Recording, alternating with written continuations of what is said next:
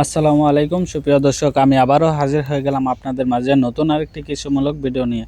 চলুন তাহলে দেরি না করে শুরু করা যাক আজকের ভিডিও। সুপ্রিয় দর্শক, আমি আজকে আসছি একটি কবি ক্ষেত, তার পাশাপাশি আছে আখ বা ওক বা গেন্ডারি যাই বলে থাকি।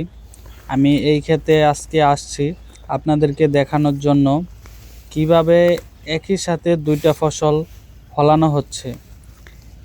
আপনারা জানেন গেন্ডারি বা আখ এটা কিন্তু এক বছরে হয়ে থাকে, আর ফুলকপি এটা কিন্তু 2 থেকে 3 মাস লাগে। আর এটা আপনারা দেখতে পাচ্ছেন 3 হাত দূরত্বে লাগানো হয়েছে গেন্ডারিটা, আর কবি তার মাঝখানে হচ্ছে কবি কবি যেই লাইল দিয়ে লাগানো হয়েছে ওই জায়গাটা একটু উঁচা, আর যেটা গ্যান্ডারি আছে ওই জায়গাটা একটু নিচ, যাতে গ্যান্ডারিতে পানি দিলে পুরো ক্ষেতটা ভিজে যায়। আর কবি ক্ষেতেও দেখেন পানি দেওয়া হয়েছে, কবি ক্ষেতে হয়তোবা একটু কষ্ট করে পানি দিতে হয়েছে, পানি ছিটিয়ে ছিটিয়ে নিচ থেকে পানি দিতে হয়েছে।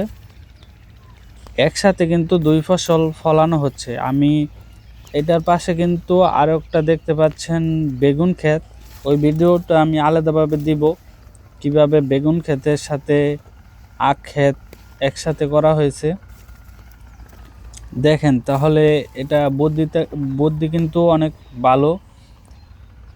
আর হচ্ছে এটা ফসলটা কিন্তু ফলাতে তারা ওইরকম পরিশ্রম হবে না, কারণ হচ্ছে গিয়ে একই সাথে তারা 2টা ফসল পাচ্ছে। এই জন্য কিন্তু হিসেবে ডাবল পরিশ্রম হওয়ার কথা ছিল, ওই জায়গায় কিন্তু তাদের পরিশ্রম হচ্ছে কম, তারা লাভবানও হচ্ছে বেশি।